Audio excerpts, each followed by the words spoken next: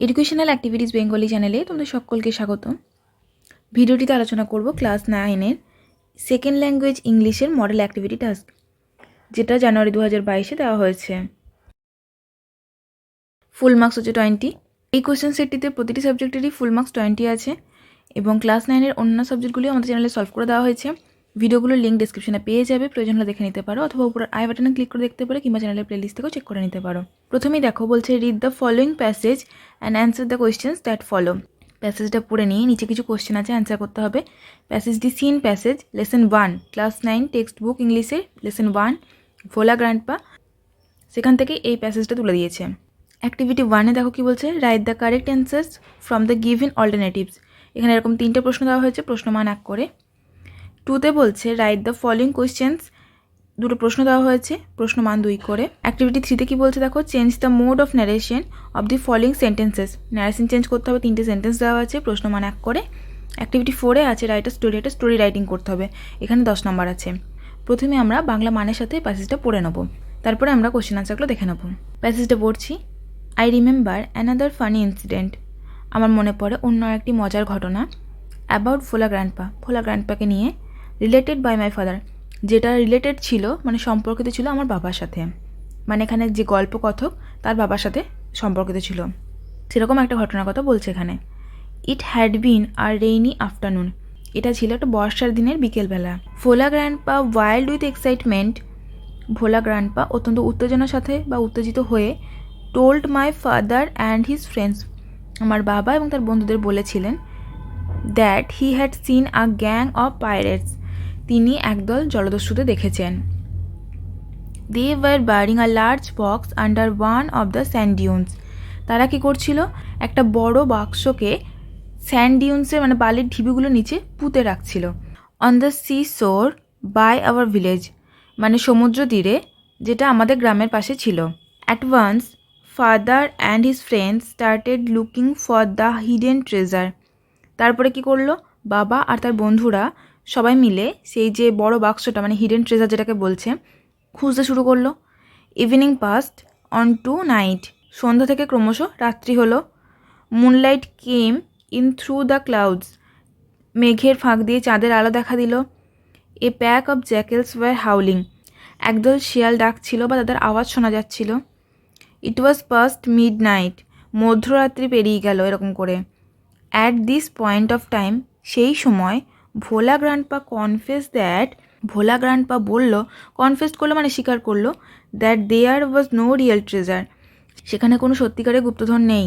It was all a dream which he had during his mid day nap, এটা ছিল একটা স্বপ্ন যেটা তিনি তার দুপুরবেলা ঘুমের সময় দেখেছিলেন বা ভাত ঘুমের সময় দেখেছিলেন। Once Bhola grandpa had a great adventure in the Sundarbans, এক সময় ভোলা গ্র্যান্ডপার একটা অনেক বড় অ্যাডভেঞ্চার হয়েছিল সুন্দরবনে। In those days royal Bengal tigers freely roamed the dense jungles of the Sundarbans, সেই সময় কী হচ্ছিল না, রয়্যাল বেঙ্গল টাইগারগুলো ফ্রিলি ঘুরে বেড়াচ্ছিল, মানে স্বাধীনভাবে এখানে সেখানে ঘুরে বেড়াচ্ছিল সুন্দরবনের ওই ঘন জঙ্গলগুলোতে। People took care to move about only in groups, জনগণ তখন বা ওখানকার সাধারণ লোকজন তখন কী করছিল, যখনই বাইরে বেরোচ্ছিল তখনই গ্রুপে বেরোচ্ছিল, কারণ তারা সতর্ক ছিল সেই ব্যাপারে। পার্টিকুলারলি আফটার সানডাউন্স, কখন না সূর্যাস্তের পর মেনলি যখন তারা বেরোতো তখনই গ্রুপে বেরোতো, মানে অনেকজন মিলে বেরোতো। One evening Bhola grandpa was returning from the weekly market, একদিন সন্ধ্যাবেলা ভোলা দাদু ফিরছিল মার্কেট থেকে। Suddenly at a distance of about 5 years behind him, হঠাৎই কিছুটা দূরে, কতটা না 5 গজ পিছন থেকে, তার পিছনে 5 গজ দূরত্বে, he heard the growl of a royal Bengal tiger, সে একটা রয়্যাল বেঙ্গল টাইগারের গর্জন শুনতে পেল। Bhola grandpa turned and found the bright gaze of the tiger on his face, Bhola grandpa পিছন দিকে ঘুরলো এবং দেখতে পেল উজ্জ্বল হলুদ বর্ণের সে বাঘটা তার দিকে, তার মুখের দিকে তাকিয়ে আছে। Bhola grandpa instantly climbed up a nearby banyan tree, সঙ্গে সঙ্গে ভোলা দাদু কাছাকাছি যে বড় বট গাছটা ছিল সেখানে উঠে গেল। The tiger road and circle the tree about 100 Times, বাঘটা তখন কী করলো, গর্জন করতে করতে সেই গাছটাকে ঘুরতে থাকলো অ্যাবাউট 100 টাইম, মানে প্রায় 100 বার। Then it settle down under a bush without taking its eyes off him, তারপর কী করলো, সেটা বসলো, মানে বাঘটা বসলো কাছাকাছি একটা যে ঝোপ ছিল সেখানে, কিন্তু তার চোখটা ভোলা দাদু থেকে একবারও সরায়নি। হোয়াইট নাইট ফল, যখন রাত্রি নামলো, the forest grew dark and silent, জঙ্গলটা আরও কালো আর শান্ত হয়ে গেছে। Bhola grandpa could hear the tiger beating its tail on the dry leaves, Bhola grandpa শুনতে পাচ্ছিল যে টাইগারটা, বাঘটা, তার লেজটা শুকনো পাতাগুলোর ওপর নাড়াচ্ছে। আওয়ার্স পাস্ট, এইভাবে ঘন্টা পেরিয়ে গেল। মেসেজটা আমরা পড়ে নিয়েছি। এবার দেখো অ্যাক্টিভিটি 1 কি বলছে। Write the correct answers from the given alternatives. প্রথম, Bhola grandpa had seen a gang of pirates, কোথায় দেখতে পেয়েছিল? অপশন দেখো, এতে বলছে অ্যাট দ্য সিসোর, বি বলছে ইন দ্য ফরেস্ট, সি বলছে at the river bank, D বলছে in his mid day nap. Mid day ন্যাপে দেখতে পেয়েছিল, কারণ দেখো এখানে এই পুরো ঘটনাটা ঘটে যাওয়ার পরে, মানে প্রথমে ভোলা গ্র্যান্ডপা লেখকের বাবা আর তার বন্ধুদের বলেছিল, তারা খুঁজতে গেল, এইভাবে মধ্যরাত্রি পেরোলো। তখন দেখো ভোলা গ্র্যান্ডপা কি বলেছিল, it was all a dream which he had during his mid day nap. তাহলে আমাদের অ্যান্সার হচ্ছে option number D, in his mid day nap. দুয়ে দেখো, after sunset people use to go out of door in groups because, সূর্যাস্তের পরে সাধারণ লোকজন যখনই বাইরে যেত, আউট অফ ডোর, গ্রুপে যেত, মানে কি অনেকজন মিলে যেত। কারণ কি? কারণ সেই সময়ে সেখানে রয়্যাল বেঙ্গল টাইগার যত্রতত্র ঘুরে বেড়াতো। তাহলে আমাদের অ্যান্সার হবে অপশন নাম্বার সি। এখানটা দেখো, in those days royal Bengal tigers freely roamed the dense jungles of Sundarbans, people took care to move about only in groups. ঠিক আছে।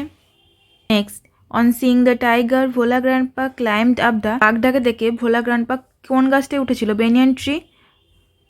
দেখো তাহলে অপশন বি হবে আমাদের অ্যান্সার, বেনিয়ান ট্রি। এখানটা দেখো, Bhola grandpa instantly climbed up a nearby banyan tree. ঠিক আছে। তাহলে অ্যাক্টিভিটি 1-এর কোয়েশ্চেন নাম্বার 1 অ্যান্সার হচ্ছে অপশন ডি, 2 অ্যান্সার হচ্ছে অপশন সি, আর 3 অ্যান্সার হচ্ছে অপশন বি। খাতায় লেখার সময় অ্যাক্টিভিটি 1 লিখবে, কোয়েশ্চেন নাম্বার দেবে, উপরের সেন্টেন্সটা লিখে নেবে, এরপরে একটা হাইফেন দেবে যেটা অ্যান্সার, অপশন নাম্বার দিয়ে in his mid day nap. Simple 2-এর জন্য কোয়েশ্চেন নাম্বার দিলে এই পুরো সেন্টেন্সটা লিখবে, হাইফেন নাম্বার দেবে, অপশন নাম্বার দেবে সি, রয়্যাল বেঙ্গল টাইগার।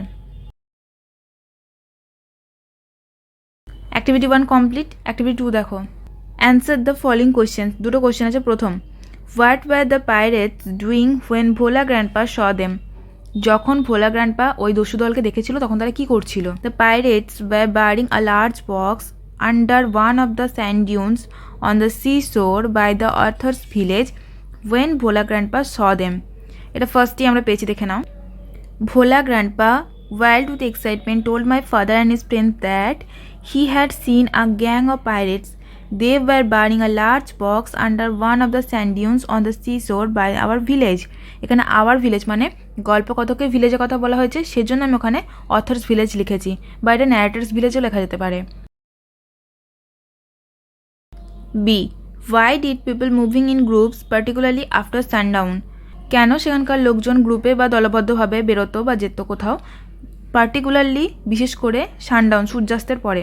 দেখো, people moved in groups particularly after sundown because in those days royal Bengal tigers freely roam the dense jungles of the Sundarbans. People moved in groups, দলবদ্ধভাবে people যেত, particularly after sundown, সূর্যাস্তের পরে বিশেষ করে, কারণ in those days, সেই সময়কালে royal Bengal tigers freely roamed, যত্রতত্র স্বাধীনভাবে ঘুরে বেড়াচ্ছিল, ডেন্স জঙ্গল অফ সুন্দরবন, সুন্দরবনের ঘন জঙ্গলে ঘুরে বেড়াচ্ছিল, সেই জন্য যেখানেই যেত তারা দলবদ্ধভাবে যেত। জায়গাটা মার্ক করাই আছে, in those days royal Bengal tigers freely roam the dense jungles of Sundarban, people took care to move about only in groups. Okay, particularly after sundown. Activity 3 কি বলছে দেখো, change the mode of narration of the following sentences. Narration change করতে হবে, 3টে sentence দেওয়া আছে। এতে দেখো, Raka said to her sister, will you go to the library tomorrow, তুমি কি কালকে লাইব্রেরি যাচ্ছ? রাকা তার বোনকে জিজ্ঞাসা করলো। এটা যেহেতু এটা ইন্টারোগেটিভ সেন্টেন্স, তার জন্য দেখো কীভাবে চেঞ্জ করব। এর অ্যান্সারটা লিখছি, রাকা সেড টু আছে, তার জন্য আমি এখানে লিখবো আস্কড, যেহেতু জিজ্ঞাসা করছে, এটা ইন্টারোগেটিভ সেন্টেন্স। হার সিস্টার লিখলাম। এবার এখানে গেছে উইল ইউ, তার জন্য আমরা এখানে ইফ লিখতে পারি, বা ওয়েদারও লেখা যায়। এখানে ইউ মানে কি? তার বোনকে জিজ্ঞাসা করছে, মানে ইফ শি উইল গো, এখানে দেখো উইল আছে। এবার এখানে যেহেতু সেড টু আছে, তার জন্য আমরা এখানে উড লিখছি। go to the library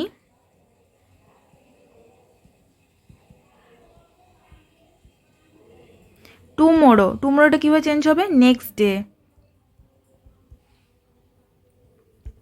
রাকা asked her sister if she would go to the library next day. কি বলছে? Mister Roy says my nephew is very good at sports. Mister Roy বলছে তার নেফিউ ভাগ্নে খুব ভালো স্পোর্টসে, খেলাধুলাতে। মিস্টার রয় says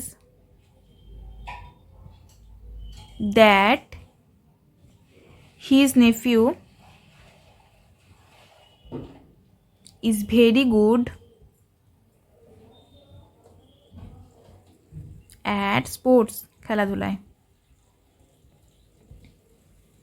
সিতে কি বলছে? My grandmother said to me may you live long.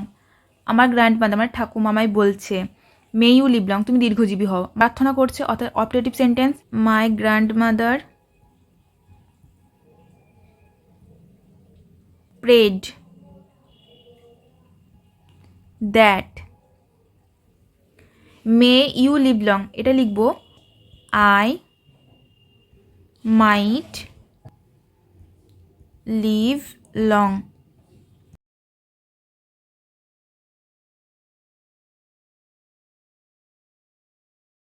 Activity 4 দেখো, write a story in about 100 words using the following hints, add a suitable title to the story।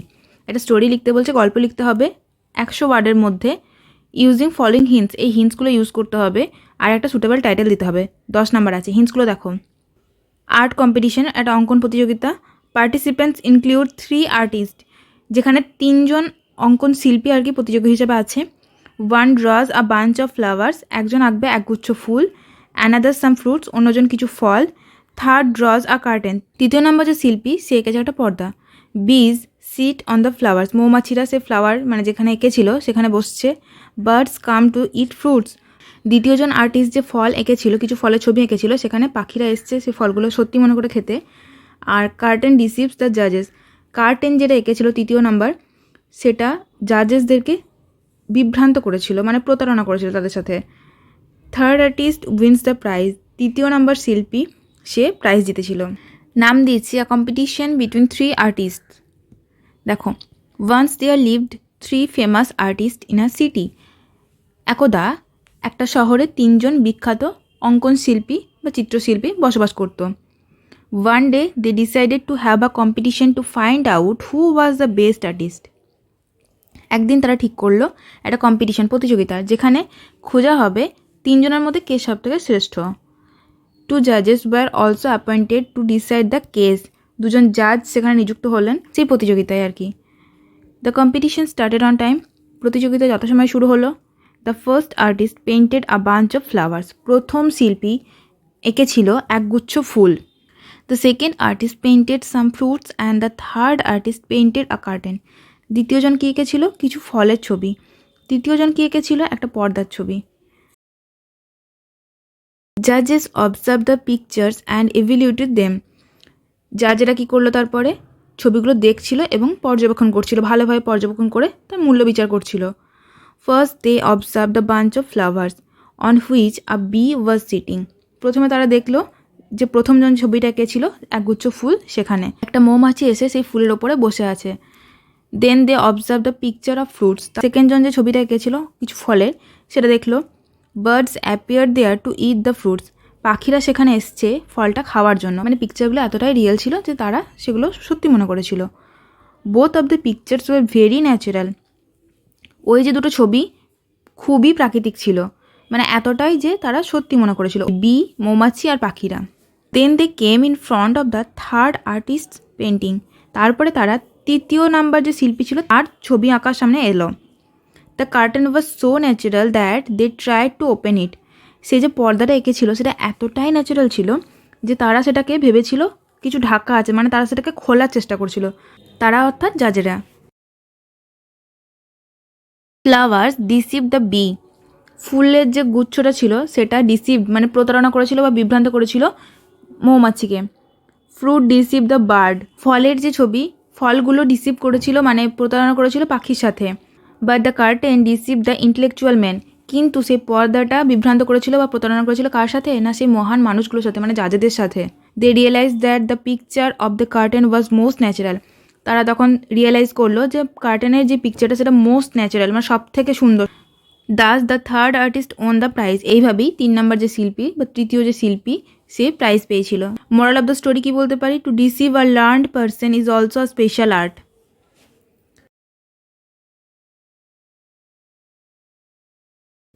তাহলে ক্লাস 9-এর সেকেন্ড ল্যাঙ্গুয়েজ ইংলিশে question পেপারটা আমরা পুরোপুরি discuss করে নিয়েছি। আশা করি ভিডিওটি তোমাদের ভালো লেগেছে। তো ভালো লেগে থাকলে অবশ্যই একটি লাইক করো, শেয়ার করো ভিডিওটিকে। পরবর্তী ভিডিওগুলি পাওয়ার জন্য চ্যানেলটিকে সাবস্ক্রাইব করে পাশে থেকো। যারা চ্যানেলটিকে অলরেডি সাবস্ক্রাইব করে রেখেছো তাদেরকে জানাই অসংখ্য ধন্যবাদ।